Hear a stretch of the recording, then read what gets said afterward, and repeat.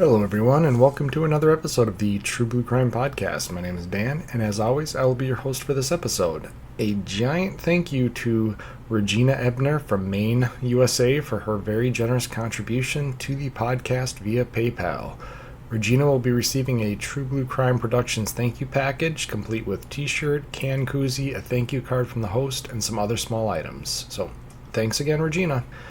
If you'd like to get updates about what the podcast is up to, please like and follow the True Blue Crime Productions Facebook page. More information can be found at the show's website at truebluecrimeproductions.com. And if you'd like to email me directly, my email is truebluecrimeproductions@gmail.com. If you can, just like Regina, please support the show via Patreon or PayPal. Links to make donations are on the website at truebluecrimeproductions.com. Any donation level helps, and it'll help ensure I can keep making free episodes of the podcast and expand the podcast in the future. Any donations will receive a shout out in a future podcast and a thank you message from the host, as well as some cool True Blue Crime merch depending on the donation level. For no cost, please rate and review the show on whatever platform you're listening to it on. Thanks so much. Without any further ado, let's dive into this episode of True Blue Crime. The Mojave Desert, located in the southwestern United States, is 20 million acres of mostly desolate wasteland. The extreme climate of the area made it an area of avoidance during westward expansion, and this is especially true of the area known as Death Valley. In 1849, a group of pioneers headed to California for the gold rush and got lost in the desert during the winter of 1849 to 1850. Forced to slaughter and eat their oxen and dismantle their wagons for firewood, the group lost one member before they were rescued by some scouts that led them on foot out of the valley. As legend has it, one of the members of the group turned to face the valley while leaving and said, "Goodbye, Death Valley." Roughly 80 years later, a small town in the desert called Las Vegas became an escape from East Coast law enforcement for the mafia, and soon casinos and hotels were built along the now famous Las Vegas Strip. But while the natural beauty of the desert in areas like Death Valley and Joshua Tree National Park and the entertainment of Las Vegas draws millions of visitors to the desert each year, the sand and rock of this expansive area is often used to hide the bodies of homicide victims. According to research, the Mojave Desert is the #1 location in America for finding homicide victims. As of 2016, roughly 150 bodies have been discovered in the stretch between Victorville, California, and Las Vegas, Nevada. In 2013, 4 of those bodies belonged to the missing McStay family from Fallbrook, California. The family was reported missing in 2010, and for 3 long years, their story was filled with rumor and speculation, but with the discovery of their bodies in the hot desert sand, the investigation would reveal their horrifying ordeal, and the hunt for justice would bring some closure to this terrible tale. In 2010, 40-year-old Joseph McStay, his 43-year-old wife, Summer McStay, and their sons, 4-year-old Gianni and 3-year-old Joseph Jr., lived in a middle-class neighborhood in Fallbrook, California. Their community in the northern San Diego County was known as, quote, the Friendly Village, unquote. They had purchased the home the year prior during the heart of the housing mortgage crisis. The home was a foreclosure and needed some work, but it was priced at $320,000, a steal for a single-family home in that part of California.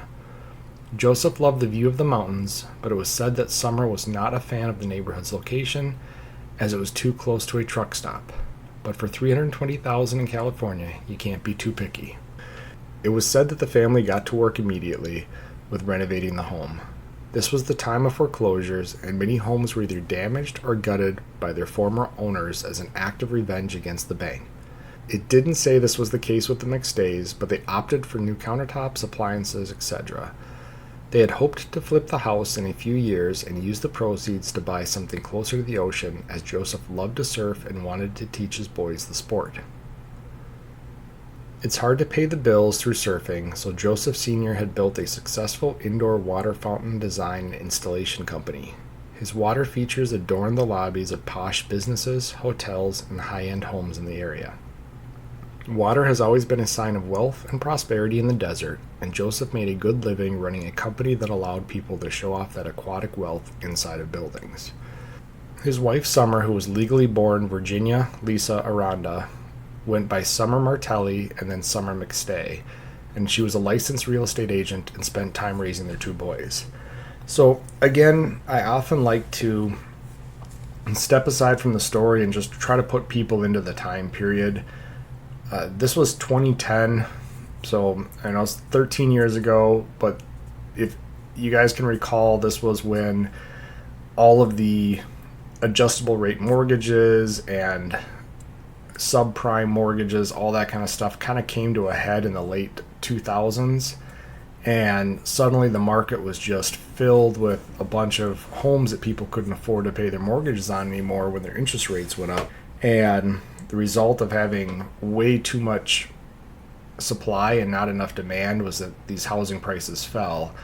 And it was even difficult for these real estate agents, people like Summer, to actually make sales on homes, because even if you wanted to buy into one of these foreclosures, you had to be willing or usually able to sell your existing home. And then at the time, all these mortgage companies, they're licking their wounds from all these bad mortgages, so even getting a mortgage was difficult. So all in all, this was a difficult time. It was probably the right time for Summer to be home raising these boys and not working. It didn't seem like she was working a lot as a real estate agent at this point. But meanwhile, Joseph has this company, and I said it, I kind of called it a water fountain company, and that's selling it short. It was these water features. So a lot of the times it was waterfalls, moving water through, fake types of structures, basically just create that babbling brook sound in the lobby of a hotel or a business or whatever it might be. And he was a little bit on the design side, but a lot on covering the business side. And he had workers for him that did the actual installation and fabrication and that stuff, because you had to, frame out these features, run the pumps and water through them and all that kind of stuff. But from all sounds of it, his company was doing pretty well. He had secured some pretty good contracts with different high-end companies. And life was going pretty good for the McStays in late 2009, early 2010. And on January 28th, 2010, someone did a search on the McStays' home computer for travel information from Mexico and obtaining passports for children. This search would become a focal point during the investigation into their upcoming disappearance. 3 days later, on January 31st, they celebrated Joseph Jr. turning 3 years old, and just 4 days later, no one would ever see the family alive again. On February 4th, 2010, Joseph was talking to his father, Patrick, in the late morning hours when Joseph mentioned he needed to end the conversation as he was running late for a work-based lunch meeting. He was meeting with a work associate named Charles Merritt at a Chick-fil-A in Rancho Cucamonga, and then planned on returning to his house. While Joseph was at his work meeting, Summer was at home doing some house projects and taking care of the boys. She was texting her sister, who had recently had a baby, and then around 5:47 p.m., all communication with Joseph and Summer ceased. Family members attempted to contact the couple over the next few days and found it disturbing that their calls, texts, and emails were not returned. The McStays were normally very social and very close to their family, and were not the type of people to just stop socializing for days. However, they were known to take small trips with the boys. Joseph's job gave him the flexibility to work around his schedule and enjoy time with the family, so it wasn't completely unheard of that the family would go for a short impromptu trip. As a result, family members kept their physical distance, respecting their loved ones' privacy until suspicion and fear finally took over.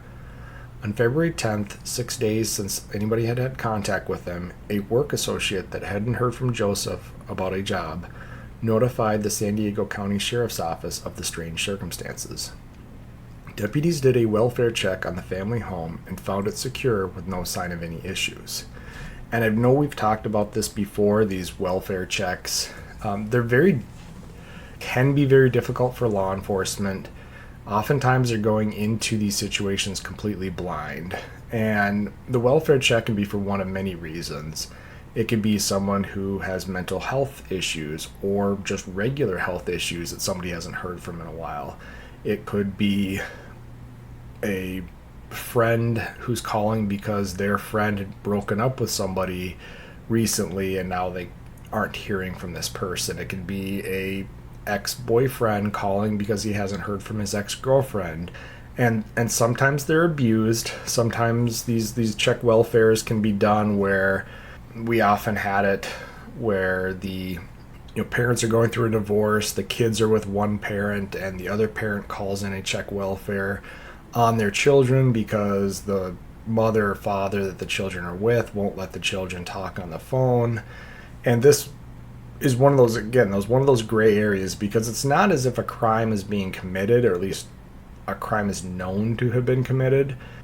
So officers have to take whatever information they get, and they don't even know if the information they're getting is true, because sometimes people will lie or at the very least stretch the truth to try to get a more rapid response out of law enforcement, or if they feel like law enforcement might not check out this welfare situation if it's not dramatic enough, they'll add some drama to it.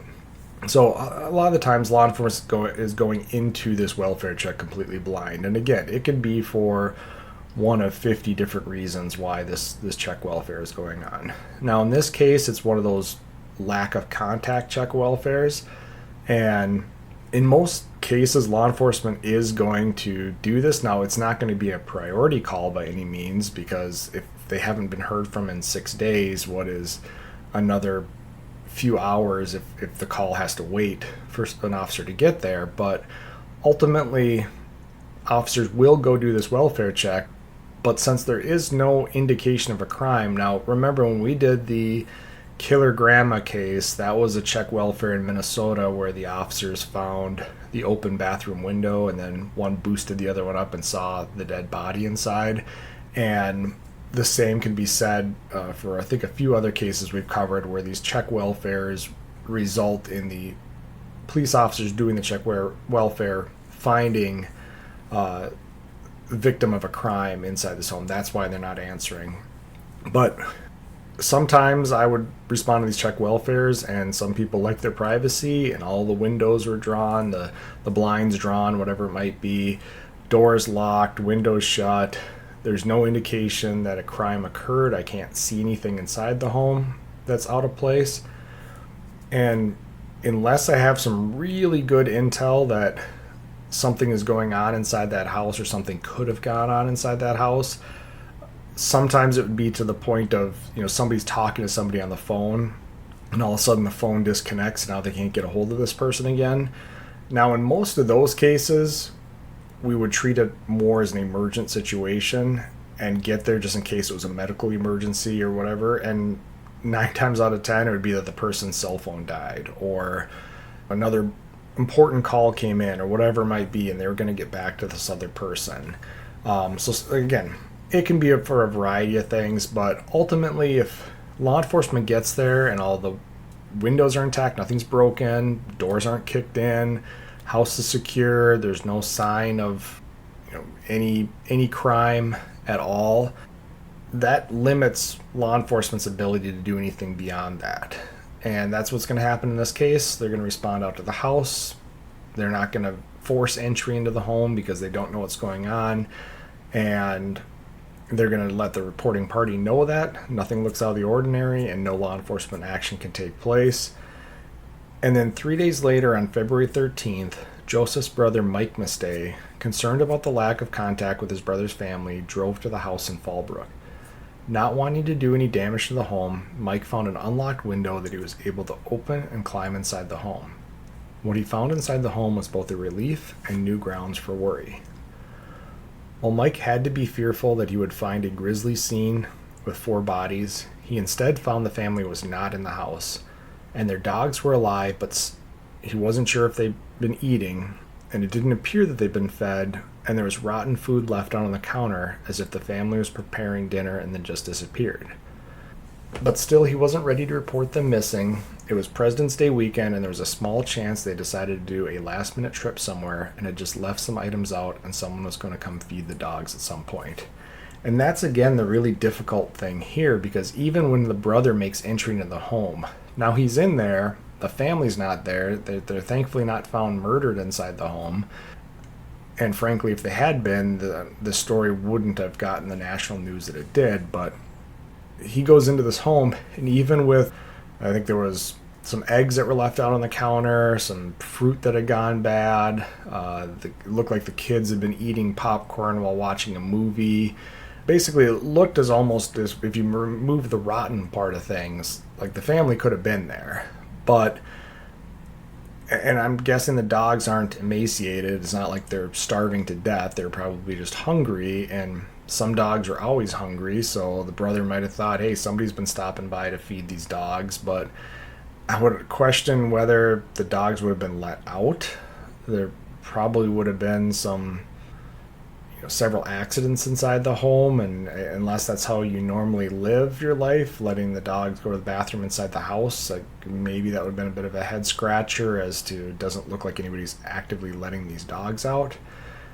Or maybe the dogs were outside, and that was odd. Again, there's not a whole lot of details about when he went to the house, other than he noted that the family wasn't there, and it looks like they just kind of up and left. And we've talked about in the past, especially with the Watts family in Colorado, it's not always what is in the home, it's what's missing. And sometimes it's a combination of both. And in this case, it was Summer's prescription sunglasses were in the house, something that she wouldn't usually go somewhere without, but there's a vehicle missing, there's vehicle keys missing. I assume her purse was missing. Joseph's wallet is missing. So you can imagine putting yourself in Joseph's brother's shoes here and kind of just saying, yeah, some of this doesn't look good, but at the same time, some of it can be explained. They like to go on these impromptu trips. Maybe they last minute booked something real quick and had to run out of the house, and for whatever reason we can't get a hold of them. Maybe they're in a place without cell phone reception. You start running through all these possibilities in your brain, and because it's this holiday weekend, he's gonna give it through the weekend, and if they still aren't back by Monday, he's gonna call. Which is what happens. After 2 more days without any communication, the family made the decision to report Joseph, Summer, and the children as missing. It was now February 15th, and no one in the family had seen or heard from the 4 McStays in 11 days. The police department took the missing persons report, and then after some initial investigation, they decided to obtain a search warrant for the family home in Fallbrook. On February 19th, the search warrant was carried out, and homicide investigators were at a loss as to what happened to the family. There was no blood or signs of a struggle in the house, and as I mentioned before, some items were missing that would have indicated the family left on some sort of last-second vacation, but other items, such as Summer's prescription sunglasses, were left out, an item she would eventually need. And again, we've all done it. You've left for a vacation and left the one thing you absolutely told yourself you weren't going to forget right on the kitchen counter. So it happens. It's not like it was medications that are absolutely required, like was in the Watts case, and in that case the vehicle was still there, everything like that. So again, investigators are looking at it, and they're expecting to get in there and finding blood spatter or something to indicate that a crime of violence occurred inside the house, and then maybe the family was taken from the house, a burglary gone wrong, a home invasion robbery, something along those lines. But they're getting in there, and there's no sign of a crime of violence. There's no sign that the house was broken into. Again, the welfare check from the week prior. It honestly looks like this family just up and vanished. And security footage from a neighbor's camera caught the bottom foot and a half of the family's SUV driving away from the house on February 4th at 7:47 p.m. Joseph's phone call made a call 40 minutes later, around 4:30 p.m., to a work associate, but that work associate failed to answer the call. So investigators began backtracking the family's actions before February 4th. This is when they located the search on the computer about Mexico, and Summer had requested information about passports for the children, and this led them to catch a huge break when they found out the family's white 1996 Isuzu Trooper SUV was found in a strip mall parking lot on February 8th near a border crossing with Mexico in Southern California, and this vehicle had been impounded as an abandoned vehicle. So, suspecting the family may have inexplicably traveled to the border and then walked into Mexico, investigators reviewed footage at the border crossing for the days after the family disappeared from Fallbrook. On March 5th, investigators located a segment of border crossing video that showed a family of 4 walking from the U.S. side into Mexico at 7 p.m. on February 8th. This was the day the family vehicle was impounded. A check of the impound record shows the SUV was in the lot around 6 p.m. that day, which, combined with the family's internet search history about entering Mexico, was enough to make investigators wonder if this entire case was the result of a family intentionally disappearing. And this is what's going to be really troubling for this case is, again, up until this point and at this point, they have no evidence that a crime has occurred. Somebody could logically make the argument that for whatever reason, they decided that they were just going to up and go to Mexico for a couple weeks as a family. And does it make a lot of sense that they're going to leave their car behind and walk into Mexico? No. But is there anything illegal or criminal about it? No. It's just kind of a head scratcher. But at the same time, you've got search histories for and passports for the children. You've got search histories about Mexico. You've got all this stuff leading you to believe that this family had maybe prepared for a trip to Mexico, and then you're finding their vehicle, and then this video showed 2 adults and 2 children walking into the border crossing. And although the video was of low quality, the adult female appeared to be wearing Ugg boots, which was consistent with Summer's choice of footwear. She was also wearing a white jacket, an article of clothing owned by Summer. But again, the video was grainy, and while some family members believed the family could be the McStays, others disputed the likeness and said the adults weren't walking like Joseph and Summer walked. And that's the thing, this is 2010. This is border video. It's February, and it's getting later in the evening. It's likely dark. Security videos don't work great at night. You lose a lot of detail as the camera is trying to capture whatever detail it can.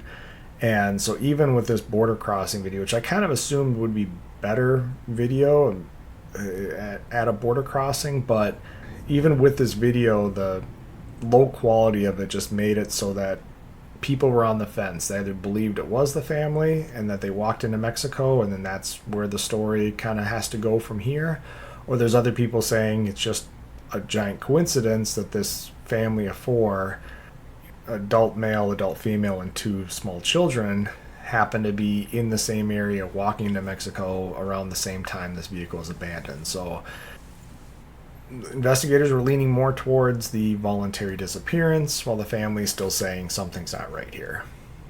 A search of the SUV failed to turn up any signs of foul play. The children's car seats were in place in the vehicle, and there are new toys from Joseph Jr.'s recent birthday. But slightly troubling was some asthma medication that was left in the vehicle on the floor. And again, this we come back to. If somebody wants to voluntarily disappear, again, nothing illegal about it, but most people, especially parents of 2 small children, this guy's a business owner, she was a licensed real estate agent, they're intelligent people that have made good decisions in their life. So to decide to just abandon your life, abandon your vehicle, and walk into Mexico is one thing, but to do it with something like an asthma medication left behind, just again, it's just another one of those things that I think tips the scale onto something's not right here.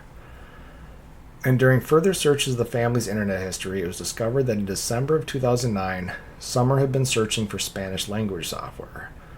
So now, investigators believe with all outward appearances that it looked like the family had been planning to leave their life in California behind to start a new one in Mexico. But family members refused to believe that Joseph and Summer would abandon their home and their dogs and leave without telling anyone. And investigators also had to consider that Joseph had a teenage son from a previous marriage that lived with his mother in San Diego. And if the McStays had abandoned their old life, they would have had to be okay with Joseph abandoning his oldest son. And if they had abandoned their old life, which included their house, 2 other vehicles, their dogs, $100,000 in the bank, why did they wait 4 days before they went into Mexico? Yet it appeared they left the house in an immediate hurry. So you're going to have, again, every time you start to think you kind of maybe understand that they maybe did leave on their own, you're finding all these things about what they left behind that indicates this isn't something that somebody would normally do.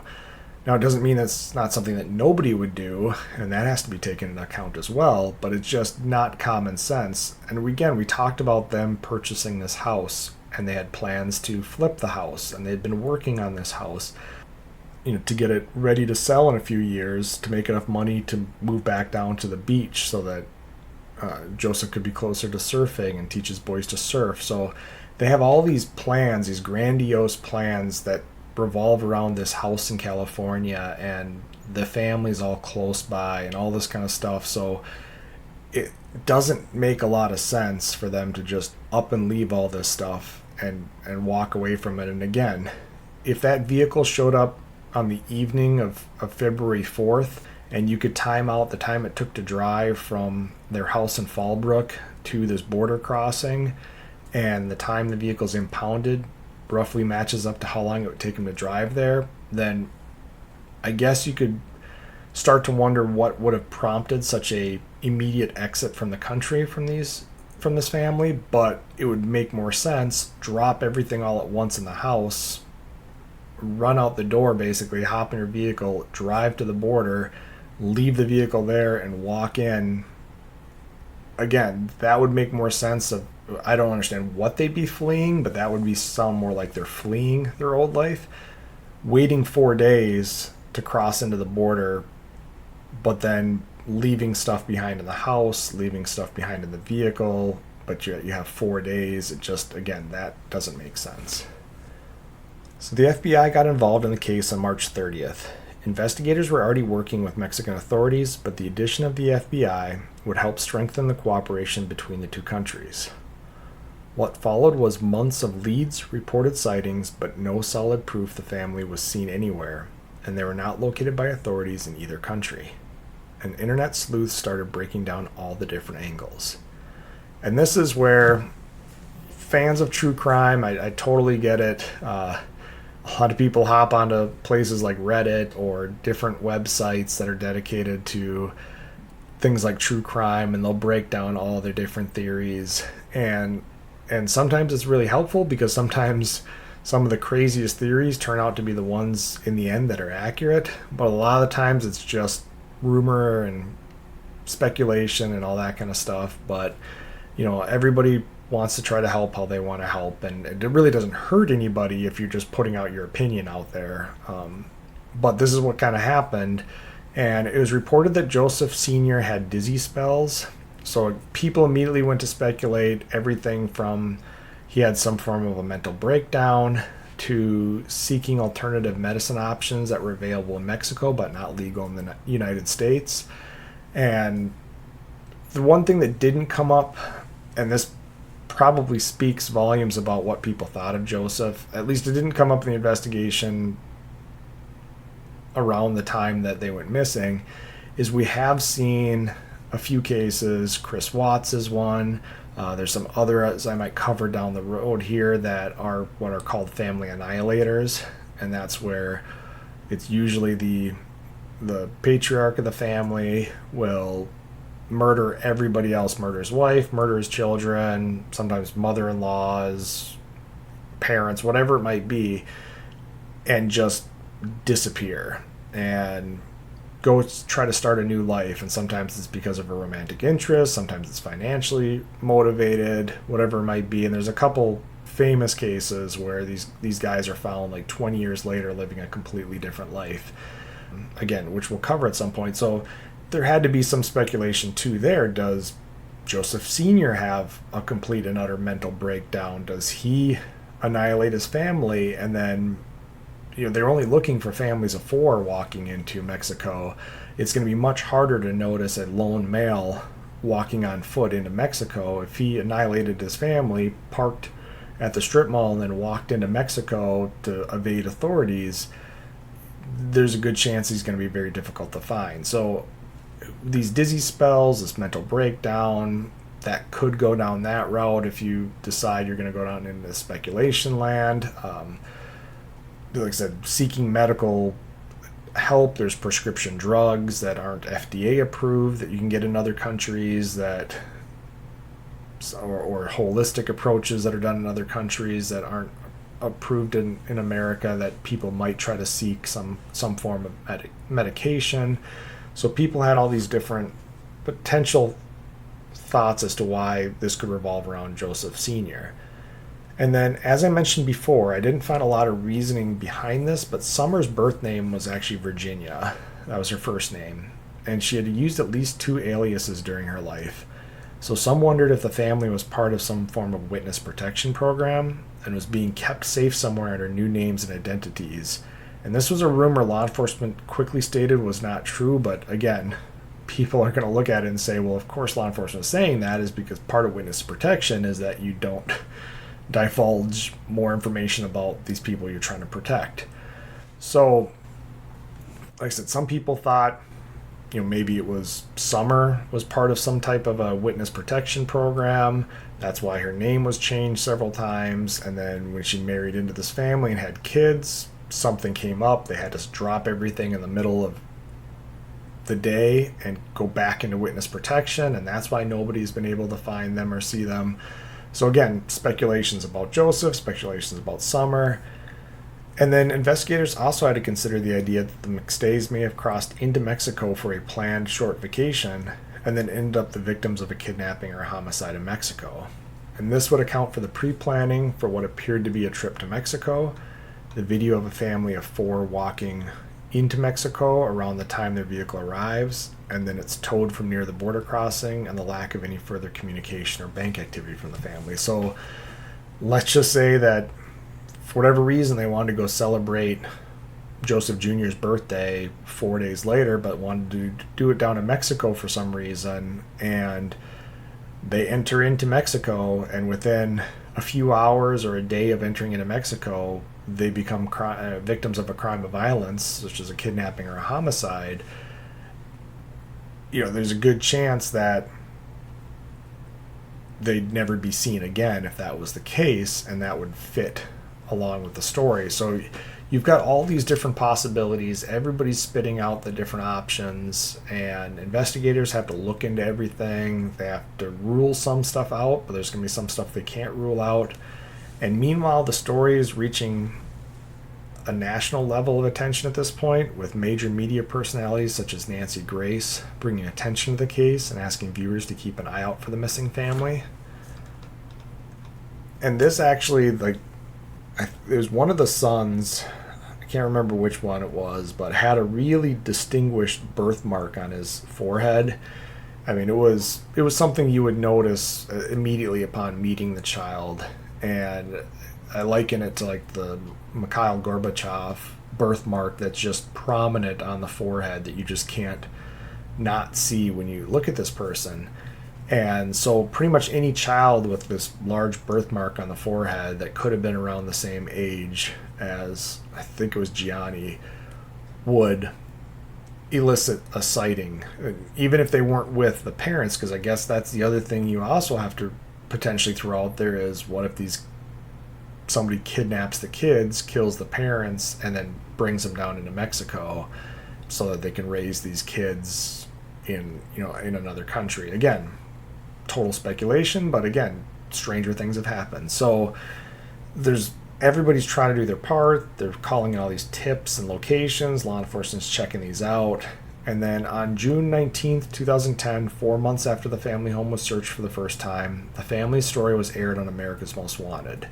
And now this would create even more tips and leads, but still nothing solid. And sadly, the family's home that they'd worked so hard on went into foreclosure as the payments in the bank stopped. And so in August, several family members gathered and moved all the belongings out before a new family moved into the Fallbrook house. And in November of 2010, Joseph's father noticed something strange while going through his son's business finances. He found some emails regarding suspicions about money handling by one of Joseph's business partners, Charles Merritt. Charles was the last person known to see Joseph alive that day, and was the person he was meeting for lunch when he told his father he needed to end their phone conversation. Investigators looked into the information provided by Patrick, but without evidence that the family had been victims of crime, no action was taken against Charles.